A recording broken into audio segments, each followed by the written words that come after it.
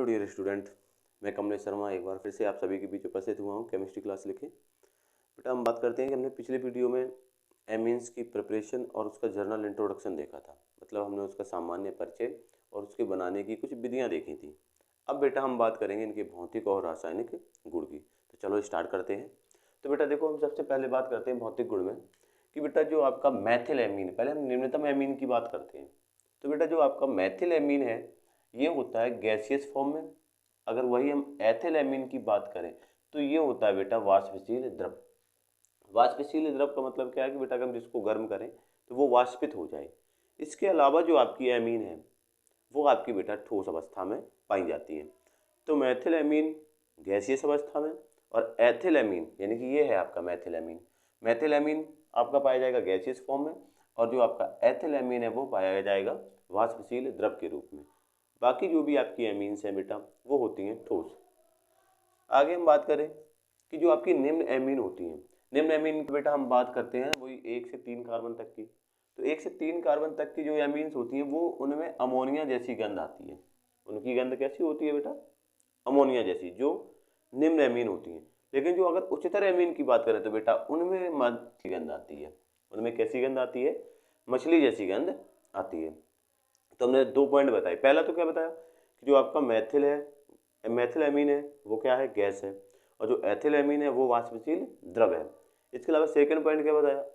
Second point क्या बताया? Second point में हमने आपको बताया बेटा कि जो निम्नतर एमीन होती है ना उनमें तो अमोनिया जैसी गंध आती है और जो उच्चतर एमीन्स होती हैं बेटा उनमें मछली जैसी गंध आती है। अब इसका हम थर्ड पॉइंट बात करते हैं। थर्ड पॉइंट हम बात करते हैं ध्रुवीय प्रकृति की। ध्रुवीय प्रकृति देखो बेटा कैसे, जैसे मान लो ये R लिया हमने तो ये N। अब यहाँ पर मान लो हमने H और H जोड़ दिए तो R क्या करता है बेटा? ये प्लस आई इफेक्ट वाला ग्रुप है। अब ये प्लस आई इफेक्ट वाला ग्रुप क्या करेगा बेटा? ये इलेक्ट्रॉन्स को, इस बॉन्ड के इलेक्ट्रॉन्स को नाइट्रोजन की ओर पुश करेगा। तब इलेक्ट्रॉन नाइट्रोजन की ओर जाएंगे तो इलेक्ट्रॉन डेंसिटी नाइट्रोजन की क्या हो जाएगी? बढ़ जाएगी। इस पे क्या होगा? पार्शली नेगेटिव चार्ज और एल्किल ग्रुप पे क्या आएगा? पार्शली पॉजिटिव चार्ज आएगा। तो जब बेटा इस पे ऋणावेश आंशिक और इस पर आंशिक धनावेश आ जाएगा तो इनके बीच क्या हो जाएगी? ध्रुवीय प्रकृति उत्पन्न हो जाएगी। तो वही लिखा है बेटा कि इनकी जो प्रकृति है वो कैसी है? ध्रुवीय है। अब एक चीज देखो, लिखा क्या है कि ये एल्केन से ज्यादा, मतलब जो आपके अमोनिया होते हैं ना वो एल्केन से ज्यादा ध्रुवीय होते हैं और एल्कोहल से क्या होते हैं? कम ध्रुवीय होते हैं। तो आपको समझ में आ गया होगा कि जो आपका R और N है ना इनके बीच क्या हो जाती है? ध्रुवता उत्पन्न हो जाती है। तो इसलिए क्या होता है? एमीन में एल्केन से ज्यादा ध्रुवीयता पाई जाती है। क्लियर? आगे बेटा हम देखो बात करते हैं इनके क्वथनांक की। अगर हम क्वथनांक की नॉर्मल बात करें, जैसे आपका हमने कार्बोक्सिलिक अम्ल लिया, एल्कोहल लिया, NH2 लिया, RH लिया, तो इनका तो ये जो सीक्वेंस है वो हाइड्रोजन बॉन्ड के आधार पर है। किसके आधार पर है बेटा? हाइड्रोजन बॉन्ड के आधार पर। हाइड्रोजन बॉन्ड के आधार पर तो ये था, लेकिन हमें बेटा केवल एमीन का देखना है। तो केवल एमीन का कैसे देखते हैं? जैसे मान लो बेटा सपोज आपने ऐसे ये ले लिया C4H9N, जैसे ये मान लो कोई आपने लिया या NH2 ये लिया आपने, और हम कहेंगे इसके आप जो भी समावयव बने उनके क्वथनांकों का क्रम लिखिए। तो हम क्या करेंगे? इनसे आपके 3 मिल जाएंगे। एक तो टर्सरी मिलेगा CH3 CH3 CH3 इस टाइप से NH2। एक आपको द्वितीयक मिल जाएगा CH3 CH3 CH CH2 NH2 और एक प्राथमिक मिल जाएगा CH3 CH2 CH2 CH2 और NH2। ये मिल गए। तो इनमें सबसे ज्यादा किसका होगा? तो इनमें अगर हम बात करें बेटा सबसे ज्यादा किसका होगा? सॉरी ये सारे प्राथमिक अभी नहीं है।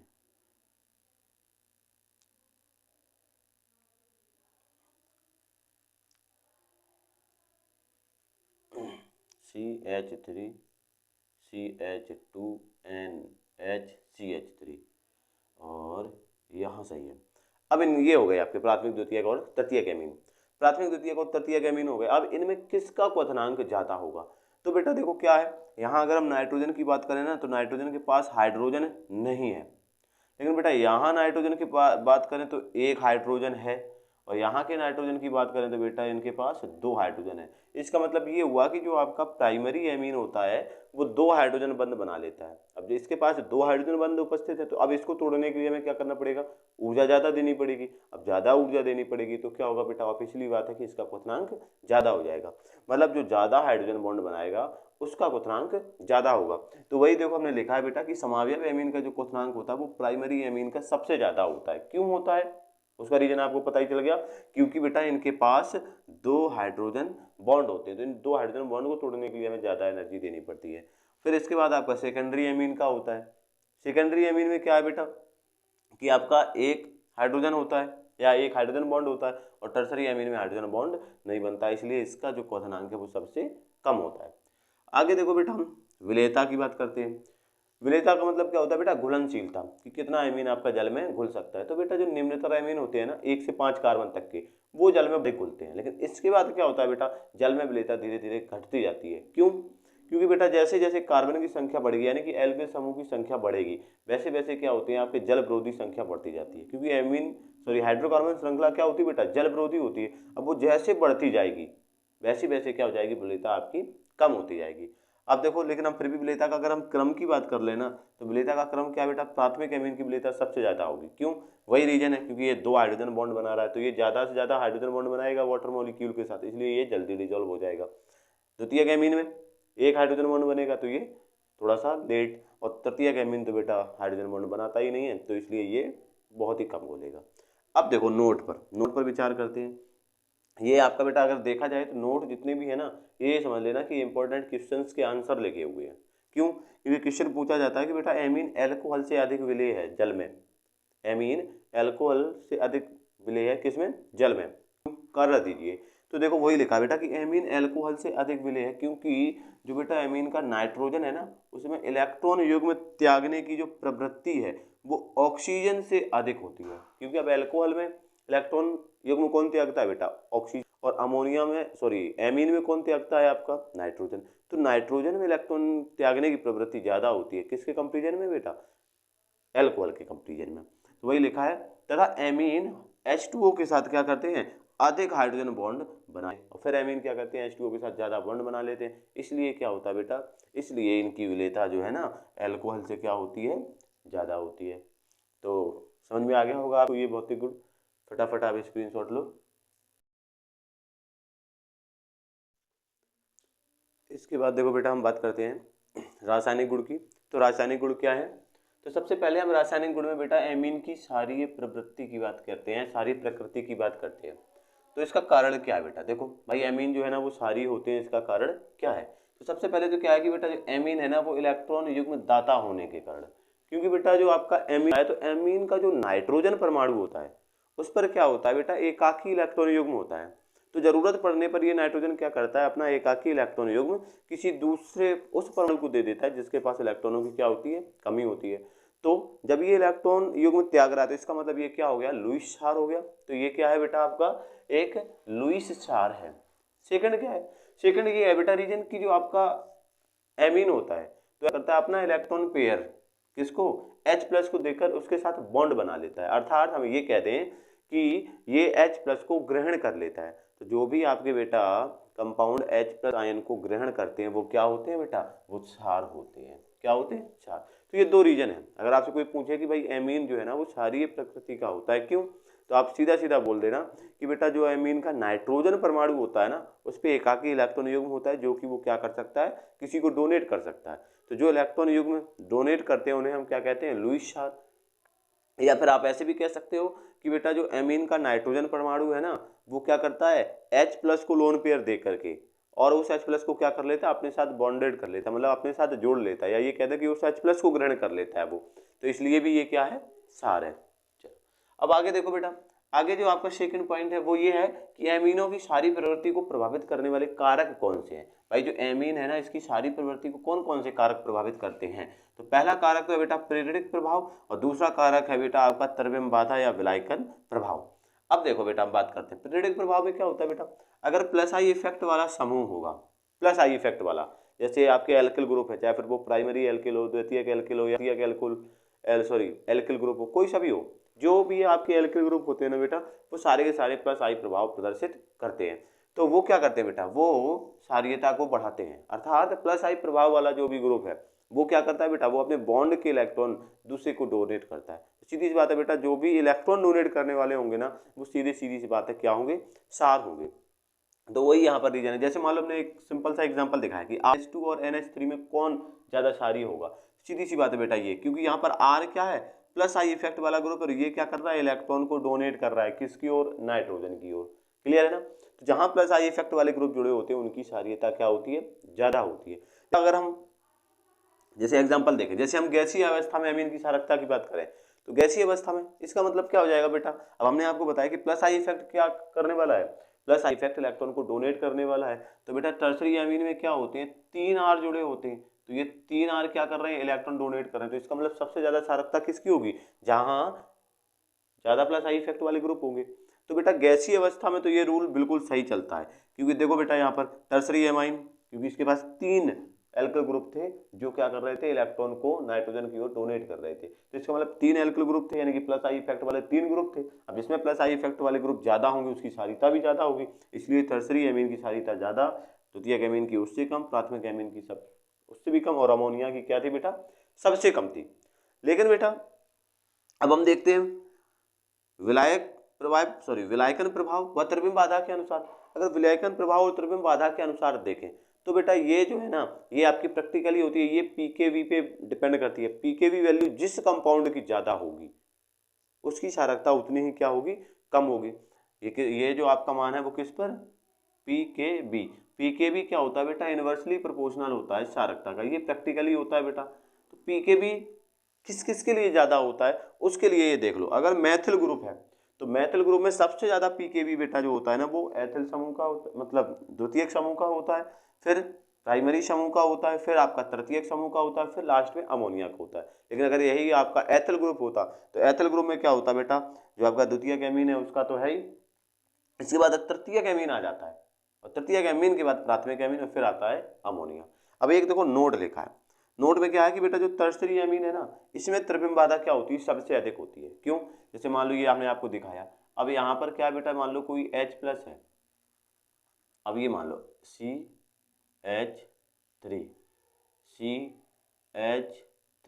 या CH3, तो ये क्या कर रहे हैं बेटा, देखो 3 ही ग्रुप जोड़े हैं, 1 2 और बेटा ये 3। इन तीनों ग्रुप ने क्या किया बेटा, इन तीनों ग्रुप ने नाइट्रोजन को कवर कर लिया, यानी कि नाइट्रोजन के लिए ये क्या बन गए, एक क्लाउड बन गए। तो अब इस हाइड्रोजन का इस नाइट्रोजन पर आक्रमण करना क्या हो जाएगा, कठिन हो जाएगा। तो वही हमने लिखा है कि टर्सरी एमीन में त्रिविम बाधा क्या होती है, अधिक होती है। जब त्रिविम बाधा अधिक होती है तो ये H+ का आक्रमण करना उतना ही क्या हो जाता है, कठिन हो जाता है। तो आ गया होगा समझ में, फटाक से जल्दी से स्क्रीनशॉट लो, फिर आगे चलते हैं।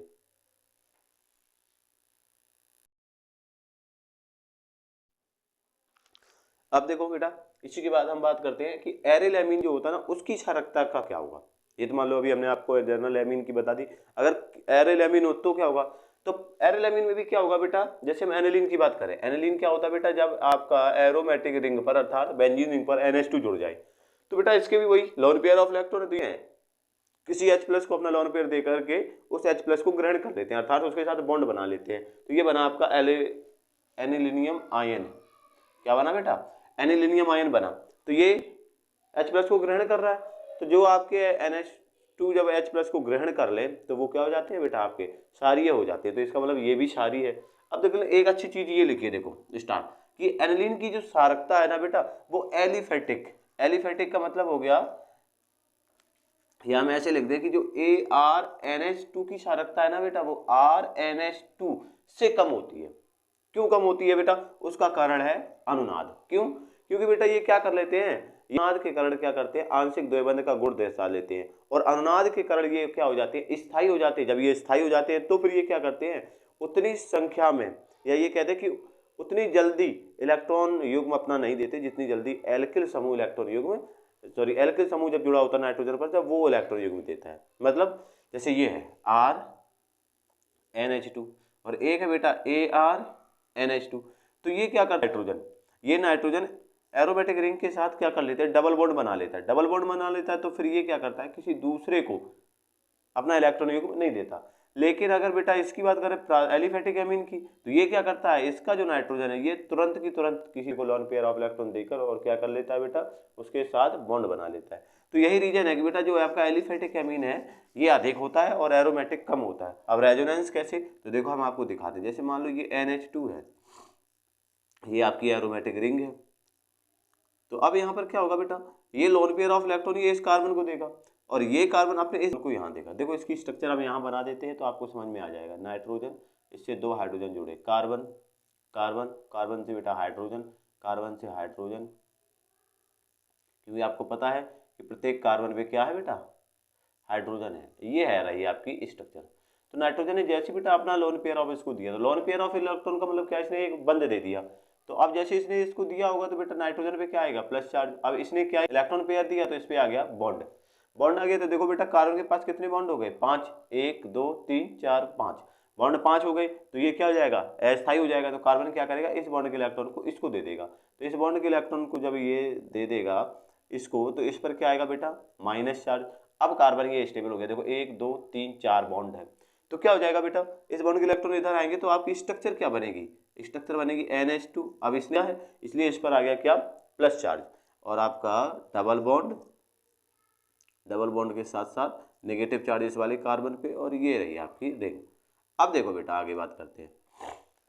अब हम इस बात की बात करें तो बेटा अब इसके पास देखो 3 बॉन्ड बचे हैं, तो ये भी चाहता है कि हम 4 बॉन्ड बनाएं क्योंकि इसके पास इलेक्ट्रॉन है। लेकिन अब बात ये है कि ये किसके साथ बॉन्ड बनाए, तो ये क्या करता है, इस वाले कार्बन को बोलता है। तो ये कार्बन क्या करता है, इस पाई बॉन्ड के इलेक्ट्रॉन को इस कार्बन, जब इस पाई बॉन्ड के इलेक्ट्रॉन इस कार्बन पर जाएंगे तो इस पे क्या आएगा, प्लस चार्ज, और इस वाले कार्बन पे क्या आ जाएगा बेटा, माइनस चार्ज। तो ये प्लस और माइनस तो क्या करते हैं, बॉन्ड बना लेते हैं, और माइनस चार्ज आता है इस वाले कार्बन पे। मतलब ये इस बॉन्ड के इलेक्ट्रॉन इधर आएंगे तो इधर माइनस, ये आपस में बॉन्ड बना लेंगे इस प्रकार से। NH2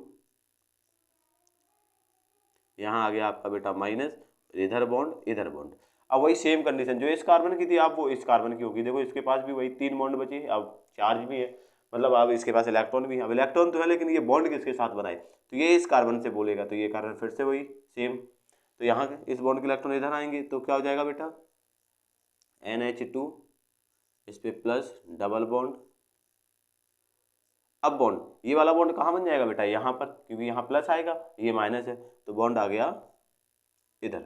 अब लास्ट है आपका क्या, लास्ट में क्या हो जाएगा बेटा, अब इस बॉन्ड के इलेक्ट्रॉन चले जाएंगे इधर, इधर तो माइनस है, इस बॉन्ड के इलेक्ट्रॉन इधर जाएंगे तो इस पे प्लस आएगा, प्लस माइनस ये क्या करेंगे आपस में बॉन्ड बना लेंगे और नाइट्रोजन पर वापस आपका लोन पेयर ऑफ इलेक्ट्रॉन पहुंच जाएगा। तो यहाँ पर क्या हो जाएगा, बॉन्ड इधर बॉन्ड इधर बॉन्ड। तो आप देखो यहाँ पर क्या हो रहा है, यहाँ पर देखो इन 3 स्ट्रक्चर्स में डबल बॉन्ड आ रहा है, तो डबल बॉन्ड के कारण ये क्या हो जाते हैं बेटा, स्थायी हो जाते हैं। स्थायी हो जाते हैं तो मतलब ये किसी दूसरे को अपना लोन पे डोनेट नहीं करते, इसलिए इनकी जो क्षारकता है ना वो कम होती है किसकी तुलना में, एलिफेटिक एमीन की तुलना में। अब आगे देखो बेटा एक नोट लिखा है मैंने, नोट में क्या है कि अगर प्लस आई इफेक्ट वाले ग्रुप जुड़े हों, जैसे मान लो ये रिंग है, इससे प्लस आई इफेक्ट वाले ग्रुप जुड़े हों, जैसे मान लो कौन से NH2 है, CH3 है या OCH3 है, ये तो ये क्या करते हैं बेटा, क्षारकता को बढ़ाते हैं। लेकिन अगर ये माइनस आई इफेक्ट वाला ग्रुप जुड़ा होता तो वो क्या करते हैं बेटा, क्षारीयता को कम करते हैं, क्योंकि बेटा ये जो है ना प्लस आई इफेक्ट वाला ये क्षारीय गुण के समानुपाती होता है, और माइनस आई इफेक्ट वाला जो है ना वो अम्लीयता के अम्लीय गुण के क्या होते हैं, समानुपाती होते हैं। तो इतना आप स्क्रीनशॉट लो, फिर आगे चलते हैं। अब देखो बेटा, अब हम इसी के साथ आपके कुछ केमिकल प्रॉपर्टीज जो थी उनके बारे में तो बताया कि ये कैसे क्षारीय गुण दर्शाते हैं, है किनका क्षारीय गुण ज़्यादा होता है। अब हम आपकी रिएक्शंस के बारे में बात करते हैं। तो ये कौन कौन सी रिएक्शंस दिखाएंगे, अब उसकी बात करते हैं। तो सबसे पहली जो रिएक्शन है बेटा वो हम बात करते हैं आपकी अम्ल से क्रिया। किससे बात करते हैं बेटा, अम्ल से क्रिया की बात करते हैं। तो देखो बेटा क्या होता है कि जो आपके एमीन होते हैं, क्योंकि अब ये क्षारीय प्रकृति के हैं तो सीधी सी बात है ये बेटा किससे क्रिया करेंगे, अम्ल से करेंगे। तो देखो अब इसकी अम्ल से क्रिया देखते हैं। तो अम्ल से क्रिया में क्या हो जाएगा बेटा कि जो आपका एमीन है RNH2 ये क्या करता है बेटा, जैसे मान लो हमने HCl लिया, तो अब HCl में क्या होगा, H प्लस होगा बेटा, Cl क्या होगा, माइनस होगा। तो अब ये क्या करेंगे, अपना लोन पेयर ऑफ इलेक्ट्रॉन इसको देंगे, तो ये पूरा का पूरा यहाँ क्या हो जाएगा, जुड़ जाएगा, और बनेगा क्या बेटा, RNH प्लस और Cl माइनस। तो ये क्या बन गया बेटा, ये आपका लवण बन गया। अब यहाँ पर बेटा अगर R की जगह आप AR यानी कि एरोमेटिक रिंग लो ना तो भी ये रिएक्शन हो जाएगी, इसमें कोई समस्या नहीं। जैसे मान लो ये लिया हमने NH2 और इसकी भी रिएक्शन हमने HCl से कराई, तो यहाँ पर भी बेटा H पे प्लस होगा Cl पे माइनस, तो ये अपना लोन पेयर इसको देकर इसको जोड़ लेगा। तो ये देखो आपका NH3 प्लस Cl माइनस, ये बना एनिलीनियम क्लोराइड। क्या बना? एनिलीनियम क्लोराइड, जो कि क्या है बेटा आपका लवण है। तो कहने का मतलब ये है कि बेटा जो आपके अम्ल होते हैं, अगर अम्ल की हम बात करें, क्लियर है ना, अगर हम अम्ल की बात करें तो ये क्या करते हैं बेटा, अगर किसी भी बेस के सार के साथ क्रिया करते हैं तो लवण बनाते हैं। आपने 10वीं क्लास में उदासीनीकरण क्रिया पढ़ी होगी, तो वहां पर आपको बताया गया था कि अम्ल अगर सार से क्रिया करते हैं तो लवण और जल बनता है, याद होगा ना। तो वही है यहाँ पर, ये क्या है बेटा, ये आपका क्षार है और ये क्या है आपका अम्ल है। तो अम्ल जब भी क्षार से क्रिया करेगा तो क्या बनेगा, लवण बनेगा। अब देखो बेटा दूसरी रिएक्शन की बात करते हैं। दूसरी जो रिएक्शन है वो है बेटा एल्किलन। दूसरी रिएक्शन क्या है बेटा, एल्किलन। अब एल्किलन का मतलब क्या है बेटा, अब इसमें हम क्या करेंगे, किसी एल्किल हैलाइड के साथ रिएक्शन करेंगे। जैसे मान लो हमने बेटा ये लिया RNH2, क्या लिया हमने, RNH2 लिया। तो अब RNH2 लिया, अब हम इसकी क्रिया किसी एल्किल हैलाइड के साथ कराते हैं। ये मान लो हमने RX के साथ कराई, तो यहाँ से क्या हो जाएगा बेटा, एक तो नाइट्रोजन, सॉरी नाइट्रोजन का एक हाइड्रोजन और RX का एक हैलाइड, तो क्या निकलेगा, HX निकलेगा। यहाँ से जब एक हाइड्रोजन निकल गया, यहाँ से एक हाइड्रोजन निकल गया, HX निकला। अब बेटा यहाँ पर जो हाइड्रोजन निकलेगा उसकी जगह पर आ जाएगा R, तो बनेगा RNHR। तो ये तो था बेटा आपका प्राइमरी एमीन, ये बन गया आपका सेकेंडरी एमीन, ठीक है ना। अगर सेकेंडरी एमीन की भी हम RX से क्रिया कराएंगे तो बेटा ये वाला H और ये X, HX फिर से निकल जाएगा और बनेगा टर्सरी एमीन। क्या बन जाएगा, टर्सरी एमीन। तो ये आपकी जो रिएक्शन थी वो कौन सी थी बेटा, एल्किलन की रिएक्शन थी। अब आगे देखो बेटा हम चलते हैं, अगली जो रिएक्शन होगी वो होगी बेटा आपकी एसिलन।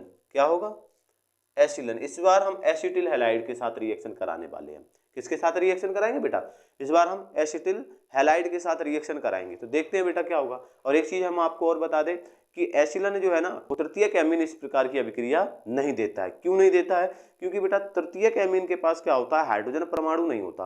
और जब इसके पास हाइड्रोजन परमाणु नहीं होता है तो क्या होता है बेटा, ये एसिटिल हैलाइड के हैलोजन के साथ क्रिया नहीं करता। जब तक क्रिया नहीं होगी ना तब तक वो आपका पार्टिसिपेट नहीं करेगा। तो देखते हैं कैसे। तो एसिलन में हम क्या करते हैं बेटा, एक सिंपल सा एग्जांपल लेते हैं। सपोज मान लो हमने लिया C2H5NH2 ये लिया, और इसको अब हम क्या कर रहे हैं बेटा, इसकी जो रिएक्शन है ना हम एसिटिल क्लोराइड के साथ करा रहे हैं, CH3COCl के साथ करा रहे हैं। तो देखो बेटा क्या हो जाएगा, यहां से एक H और ये वाला Cl क्या निकल जाएगा, HCl निकल जाएगा। अब बेटा ये HCl निकल गया, अब जो बचा है इसको आप क्या करो, ज्यों का त्यों लिख दो। अब इसको आप क्या करो, ज्यों का त्यों लिख दो, C2H5NH, C2H5NH, क्योंकि यहाँ से एक H कम हो गया। अब बचा क्या, COCH3, वो लिख दो COCH3। क्लियर हो गया, सॉरी CH3। तो ये तो बात थी प्राथमिक की। अगर हम बात इसी प्रकार से बेटा द्वितीयक की करें, द्वितीयक का मतलब क्या हो जाएगा, C2H5 का whole twice NH plus CH3COCH3 sorry. तो यहां से ये वाला H और ये Cl क्या निकल जाएगा, HCl। तो अब जैसा है वैसा ही सेम लिख दो, C2H5 का होल ट्वाइस, C2H5 का होल ट्वाइस N, और N से क्या जुड़ जाएगा बेटा आपका COCH3 हो गया। अगर हम सॉरी बेटा थोड़ी सी लाइट की समस्या हो गई थी, चलो आगे देखते हैं। अब आगे क्या हो जाएगा बेटा, जैसे मान लो अगर हम तृतीयक एमीन लें, तृतीयक एमीन लेंगे तो क्या होगा बेटा, अब उसकी बात करते हैं।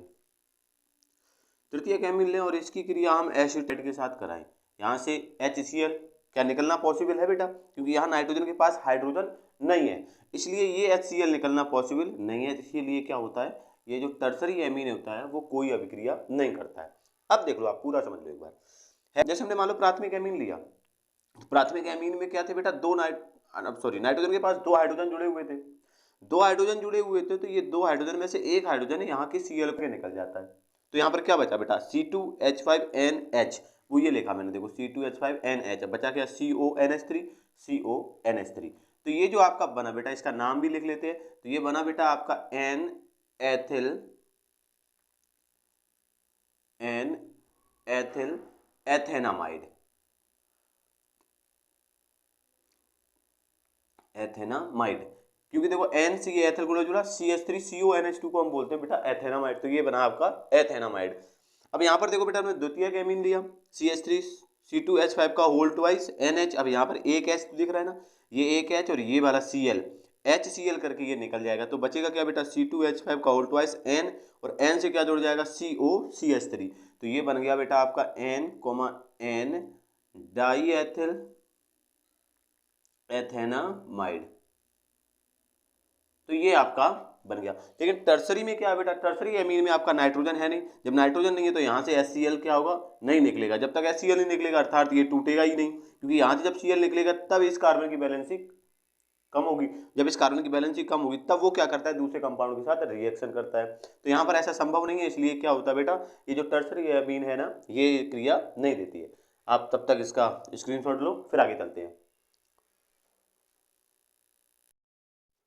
अब देखो बेटा, अब इसके बाद हम बात करते हैं कार्बेल एमीन अभिक्रिया की या आइसोसाइनाइड परीक्षण की। ये एमीन की सबसे अच्छी रिएक्शन है, तो इसको समझते हैं, ये इंपॉर्टेंट रिएक्शन भी है।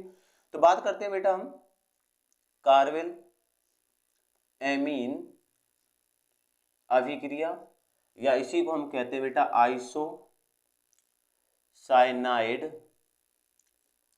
परीक्षण। अब देखो बेटा आइसोसाइनाइड परीक्षण की बात कर लेते हैं। तो इसमें क्या होता है बेटा कि आपका कोई भी प्राथमिक एमीन ले लो, प्राथमिक एमीन को क्या करो आप बेटा, क्लोरोफॉर्म के साथ CHCl3, इसका नाम है बेटा क्लोरोफॉर्म, क्लोरोफॉर्म के साथ एल्कोहलिक KOH के साथ क्रिया कराओ, तो क्या होगा बेटा, आपका एक दुर्गंध युक्त पदार्थ आइसोसाइनाइड बनता है। इस जो आपका दुर्गंध युक्त पदार्थ आइसोसाइनाइड बनता है उसी को हम बेटा कहते हैं ये परीक्षण है, क्योंकि यहाँ पर जैसे बदबू आने लग जाए तो समझ लेना कि यहाँ आइसोसाइनाइड बन गया। कैसे, अब देखते हैं। यहाँ से ये RN और ये वाला C, RNC, यही बना बेटा आपका आइसोसाइनाइड। क्या बना, आइसोसाइनाइड बना। अब निकलेगा क्या बेटा, देखो यहाँ से यहाँ 3K और 3Cl, तो क्या निकल जाएगा बेटा 3KCl। अब देखो बेटा 3OH तो इधर रहे, 2 हाइड्रोजन ये और 1 हाइड्रोजन ये, यानी कि 3H और 3OH, तो क्या निकल जाएगा बेटा 3H2O। अब कार्बेल एमीन रिएक्शन कहते कैसे, इसकी थोड़ी सी अगर चाहो तो लैंग्वेज भी लिख लो। होगा क्या बेटा कि ये है आपका प्राइमरी एमीन की क्रिया किसके साथ बेटा, क्लोरोफॉर्म व एल्कोहलिक KOH के साथ कराने पर, अगर हम KOH के साथ कराते हैं तो कराने पर एक दुर्गंध युक्त पदार्थ आइसोसाइनाइड बनता है। अब आइसोसाइनाइड बन रहा है ना, आइसोसाइनाइड बनता है, जिसे कार्बेल एमीन अभिक्रिया कहते हैं। इसे ही हम क्या कहते हैं बेटा, कार्बेल एमीन अभिक्रिया कहते हैं। तो सबको समझ में आ गया होगा। अब देखो बेटा अगली रिएक्शन की बात करें तो अगली रिएक्शन है बेटा आपकी नाइट्रस अम्ल से क्रिया, नाइट्रस अम्ल से क्रिया। अब देखो बेटा हम नाइट्रस से क्रिया की बात करते हैं। अब नाइट्रस अम्ल में क्या होगा बेटा, मान लो आपने प्राइमरी एमीन लिया ये, ठीक है ना, प्राइमरी एमीन लिया। अब ये नाइट्रस अम्ल जो है ना बेटा, ये एलिफेटिक और एरोमेटिक, एलिफेटिक और एरोमेटिक एमीन में डिफरेंस बताता है कि एमीन में क्या अंतर है, ये इस चीज को शो करेगा। कैसे, देखो अगर बेटा हम एलिफेटिक ले रहे जैसे ये लिया, और एक हम एरोमेटिक ले रहे और ये हमने एरोमेटिक ले लिया। अब बेटा हम इसकी क्रिया नाइट्रस अम्ल से कराएं HNO2 और इसकी भी कराएं HNO2, तो ये रिएक्शन बेटा HCl के साथ होती है। तो अब क्या हो जाएगा बेटा, यहां से क्या होगा कि यहां तो आपका RN और N और ये वाला Cl, तो RN2Cl बनेगा और निकलेगा क्या बेटा, देखो आप एक H ये रहा, 2, एक ये 3, एक ये 4 और ये 2 ऑक्सीजन, तो क्या निकलेगा 2H2O। अब ये बेटा जो आपका N2Cl बना, अब ये क्या हो जाएगा बेटा, ये आपका वापस जल द्वारा क्रिया कर लेगा, जल से क्रिया करके ये बनाएगा एल्कोहल। कैसे, आर, एक ओ और एक एच। अब एक एच बच गया ना, वो Cl के साथ निकल जाएगा HCl, और प्लस में क्या निकल गया बेटा, N2। तो इसका मतलब ये हुआ कि जो आपका एलिफेटिक एमीन होता है वो आपको एल्कोहल देता है। क्या देता है, तो लेकिन बेटा अगर जो आपकी एरोमेटिक एमीन होती है ये क्या करता है बेटा, ये आपका डाईएजोनियम क्लोराइड पे ही रुक जाता है। जैसे ये रहा N और ये वाला N और ये Cl, तो क्या बन जाएगा N2Cl प्लस आपका बेटा N2 और प्लस आपका 2H2। ये इसके बाद नहीं होगा। मतलब जो आपका एलिफेटिक एमीन होता है वो तो अल्कोहल देता है, लेकिन एरोमेटिक एमीन आपका क्या देता है बेटा, बेंजीन डाइजोनियम क्लोराइड देता है। क्या देता है, बेंजीन डाइजोनियम क्लोराइड। ये दोनों रिएक्शंस बेटा बहुत बढ़िया इंपॉर्टेंट हैं, ये भी इंपॉर्टेंट है और ये भी इंपॉर्टेंट है। अब देखो, हाँ सॉरी, इसमें देखो एक क्या है, कार्बोल एमीन में एक चीज लिख लेना बेटा आप नोट करके कि ये जो सेकेंडरी और टर्सरी एमीन होते हैं ना बेटा, सेकेंडरी और टर्सरी एमीन ये अभिक्रिया नहीं देते, ये अभिक्रिया नहीं देते, केवल कार्बोल एमीन अभिक्रिया जो है ना वो केवल और केवल प्राथमिक एमीन देता है। तो आप इसका स्क्रीनशॉट लो, फिर आगे बात करते हैं।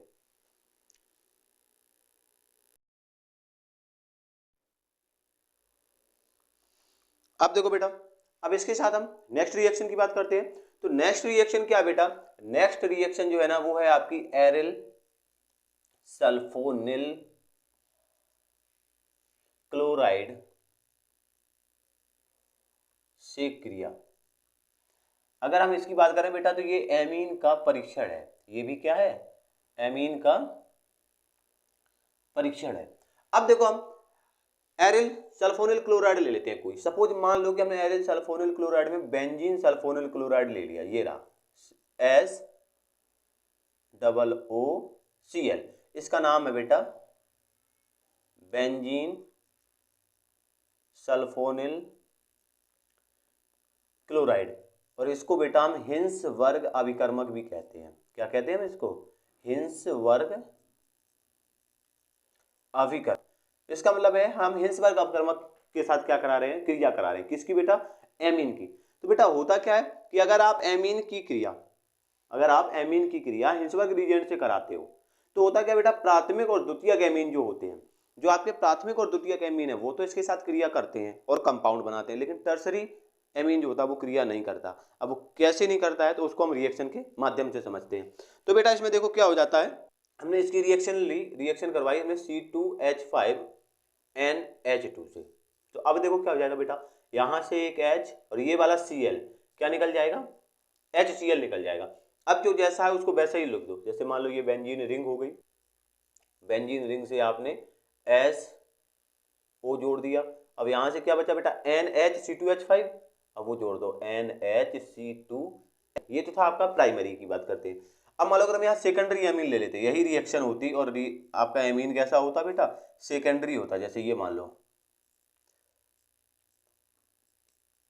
C2H5 का होल ट्वाइस NH, तो क्या होता बेटा, अब इस बार ये वाला H और ये Cl क्या निकल जाता, HCl। अब सेम जोड़ दो आप जैसा आपको जोड़ना था, जैसे S डबल बॉन्ड O। अब ये Cl निकल गया तो यहां से क्या जुड़ेगा, नाइट्रोजन, और नाइट्रोजन से क्या जुड़ जाएंगे, दो C2H5। अब देखो बेटा हम टर्सरी की बात कर लेते हैं, टर्सरी एमीन में क्या होगा, तो SO2Cl प्लस C2H5 का होल थ्राइस N।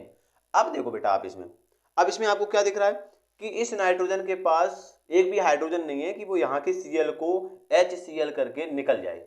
इसका मतलब क्या हुआ बेटा, अब इसका मतलब ये हुआ कि जब यहां से आपका HCl नहीं निकलेगा तो क्या हो जाएगा बेटा, ये वाली रिएक्शन नहीं होगी, तो ये क्या हो जाएगी बेटा, नो रिएक्शन।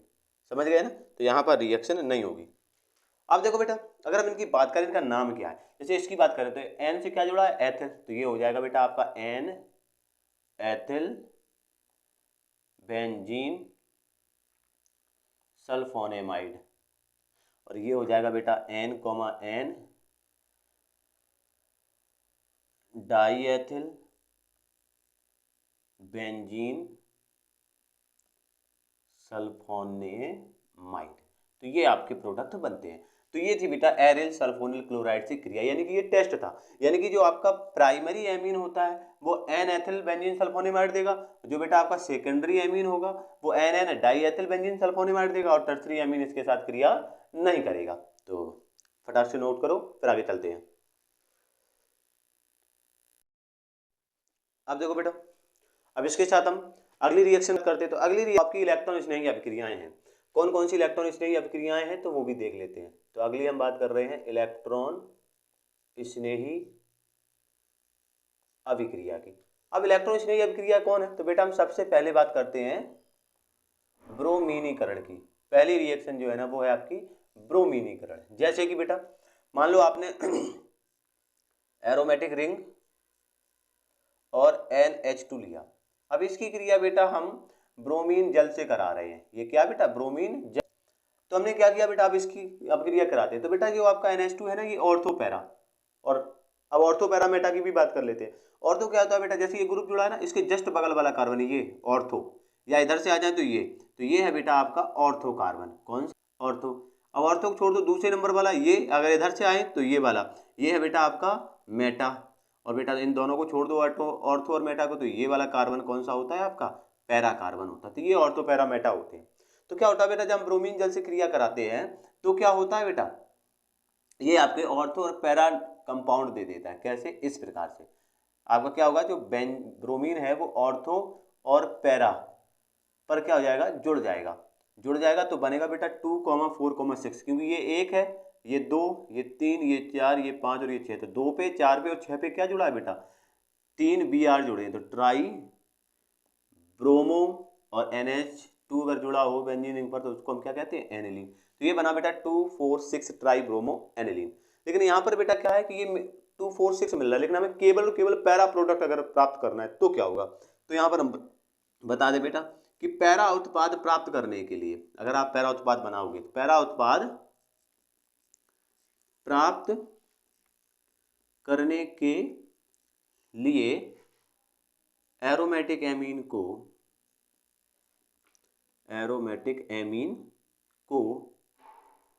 एसिटिक एनहाइड्राइड के साथ गर्म करना पड़ता है,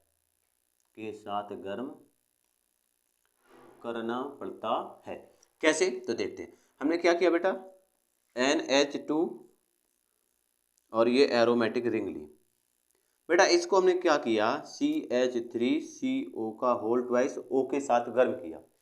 गर्म करने पर क्या हो जाएगा बेटा,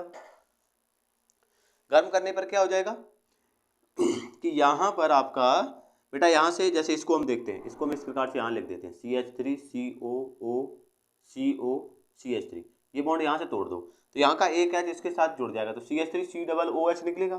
तो यहाँ निकल जाएगा CH3COOH, OC3 बचा वो यहाँ जोड़ दो, तो क्या बन जाएगा, NHCOCH3, और ये बना आपका कंपाउंड। अब ये बना बेटा आपका, इसका नाम एन फेनिल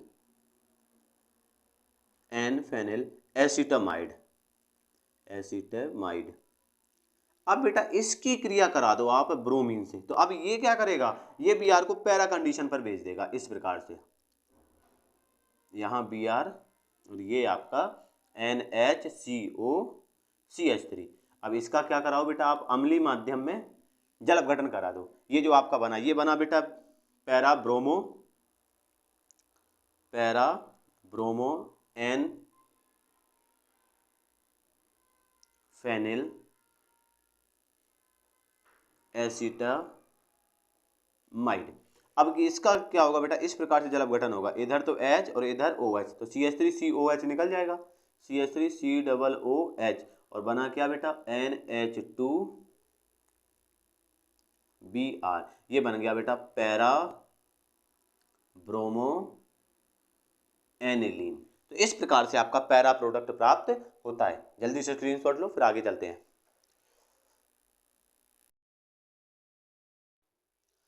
अब देखो बेटा, अब हम इसके बाद बात करते हैं नाइट्रीकरण की। अब नाइट्रीकरण में क्या होगा तो उसको भी देख लेते हैं। अब नाइट्रीकरण में होगा क्या बेटा, नाइट्रीकरण में नाइट्रेटिंग मिक्सचर के साथ क्रिया होती है। किसके साथ, नाइट्रेटिंग मिश्रण।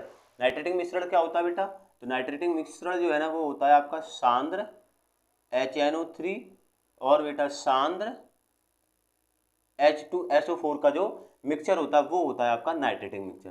तो देखो कराते हैं बेटा, तो क्या हो जाएगा आपका, हमने एनिलीन लिया, अब एनिलीन की क्रिया हम नाइट्रेटिक मिक्सचर, तो नाइट्रेटिक मिक्सचर में जो बेटा नाइट्रिक अम्ल होता है HNO3 वो तो क्रिया करता है, और जो आपका सांद्र H2SO4 होता है वो उत्प्रेरक का कार्य करता है। तो यहाँ पर क्या होता है बेटा, यहाँ पर आपको ऑर्थो पैरा मेटा तीनों कंपाउंड मिलेंगे। कैसे, तो देखो सबसे पहले तो लिखते हैं NH2,